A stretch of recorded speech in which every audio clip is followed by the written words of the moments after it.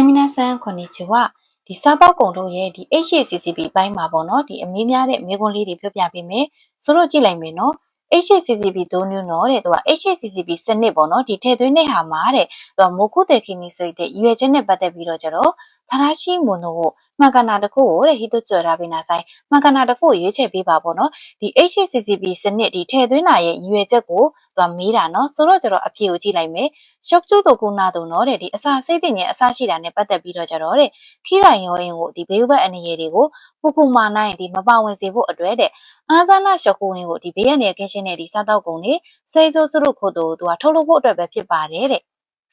နံပါတ်ပြရကြတော့စေဇန်ကိုစ်တို့သူကကျတော့ဒီထုတ်လုပ်တဲ့ပေါ့နော်ဒီကုန်ကြစရိတ်တွေကိုတဲ့စာခုတ်ကန်ဆိုတာကျတော့ရှော့ချပါမယ်တဲ့ကုန်ကြစရိတ်တွေကိုရှော့ချမယ်တဲ့နံပါတ်4ရကြတော့ဂျူကီယိုရင်တော့ဒီဝန်ထမ်းတွေရဲ့တဲ့ motivation ခိုးကြောတော့ကျတော့ဒါခိုးကြောဆိုတာကျတော့မြင့်တက်အောင်လုပ်တာပေါ့နော်ဒီဝန်ထမ်းတွေရဲ့ဒီဝန်ထမ်းတွေကိုပေါ့နော်ဒီ motivate မြင့်တက်အောင်ပြုလုပ်တာပါတဲ့ဒီ HACCP စနစ်ကိုထည့်တယ်ဆိုတာကကျတော့သူကဒီအစာစိတ်သိညင်နေမဖြစ်စေဖို့ပြီးရင်ဘေးကနေကင်းရှင်းနေပေါ့နော်ဒီစားတော့ကုန်တွေကိုထုတ်လုပ်ဖို့ဖြစ်တာဆိုတော့ကျတော့အပြေကဒါလေးကနံပါတ် A ပါနော်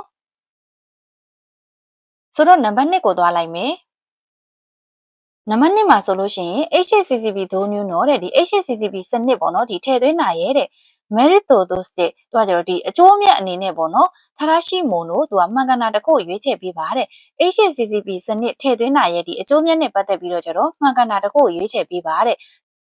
နံပါတ်မှာဆိုလို့ရှိရင်သူကရှော့ကိုရင်တော့တဲ့စေဆိုသူကကျတော့ဒီစားတော့ကုန်တွေထုတ်လုပ်တယ်ပေါ့နော် cost တို့သူကဒီကုန်ကြစည်တွေကိုပေါ့နော်ဒီစားတော့ကုန်တွေထုတ်လုပ်တယ်တဲ့ဒီကုန်ကြစည်တွေကိုတဲ့အိုးဟာပါနီစာကုတ်ကန်တက်ခီတို့တဲ့သူကအကြီးကြီးပေါ့နော်အများကြီးရှော့ချလို့ရပါတယ်တဲ့ဒီစားတော့ကုန်တွေထုတ်လုပ်တဲ့ဒီကုန်ကြစည်တွေကိုအများကြီးရှော့ချလို့ရပါတယ်တဲ့ဆိုတော့နံပါတ် B မှာဆိုလို့ရှိရင်ရှော့ကိုရင်တော့အန်ဆန်ဆဲရိုတဲ့သူကစားတော့ကုန်တွေရဲ့ဒီဘေးရနေရဲ့ကင်းရှင်းမှုတွေကိုတဲ့ထာကာမဲတို့ကိုတို့ကတက်ခီတို့မြင့်တင်လို့ရပါတယ်ပေါ့နော်သူကဒီစားတော့ကုန်တွေရဲ့ဒီဘေးရနေရဲ့ကင်းရှင်းမှုကိုမြင့်တင်တာပဲဖြစ်ပါတယ်တဲ့နံပါတ် C ကကြတော့စာကျောအင်းတော့တဲ့ဒီဝန်ထမ်းတွေရဲ့ပေါ့နော်ရိုးရိုးချစ်ကံကိုသူကကျတော့ဒီအလုံးလုံးတဲ့အချိန်တွေကိုပေါ့နော်တန်းရှုခုတဲ့ခီတို့တဲ့ရှော့ချတာပဲဖြစ်ပါတယ်တဲ့ဒီဝန်ထမ်းတွေရဲ့အလုံးလုံးတဲ့အချိန်ကိုရှော့ချတာတဲ့ဒီနံပါတ်2မှာဆိုလို့ရှင်လေသူကနံပါတ်1မေးခွန်းဒီအဖြေသဘောတရားနဲ့အတူတူပဲပေါ့နော်ဒါပေမဲ့သူကဒီအဖြေကတော့အတူတူပဲဒါပေမဲ့မေးတဲ့ပုံစံလေးတွေကွဲသွားတာလေးကိုသိစေချင်တဲ့အတွက်ကြောင့်မလို့ဒါလေးကိုထပ်ထည့်ပေးထားတာနော်ဆိုတော့ဒီမှာဆိုလို့ရှင်လေအဖြေကနံပါတ် B ပါ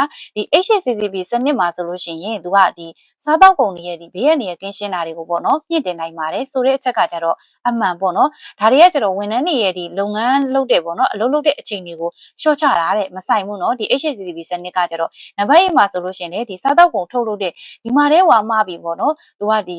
ဇရေးစကားတွေကိုရှော့ချတာအကြီးကြီးရှော့ချလို့ရပါတယ်ဆိုတော့ကျတော့အဲ့ဒီစနစ်နဲ့မဆိုင်ဘူး HACCP စနစ်နဲ့လှုပ်ဆောင်နေဆိုတာကကျတော့အဓိကအပြင်ဆိုလို့ရှိရင်ဒီစားတော့ကုန်တွေရဲ့ဘေးရနေရဲ့ကင်းရှင်းရေးပေါ့နော်တချို့ဒီ HACCP မှာဒီမေခွန်းလေးတွေလှည့်တာရှိတယ်ပေါ့နော်ဒီမဆိုင်တဲ့အကြောင်းအရာလေးတွေအဲ့ထဲမှာဆိုလို့ရှိရင်သူကအဖြေမှာဆိုလို့ရှိရင်အဓိကကြည့်လိုက်မယ်ဆိုလို့ရှိရင်ရှော့ခွင့်အန်ဆန်ဆဲကြီးတို့ဒီရှော့ခွင့်အန်ဆန်ပေါ့နော်ဒီအချက်လေးကိုကြည့်တယ်ဆိုလို့ရှိရင်အဖြေမှာရွေးနိုင်ပါလိမ့်မယ်နော်ဆိုတော့ဒါလေးကကြတော့ဒီဆောင်းပွဲမှာအမေးများတယ်ပေါ့နော် HACCP နဲ့ပတ်သက်တဲ့မေခွန်းလေးပါ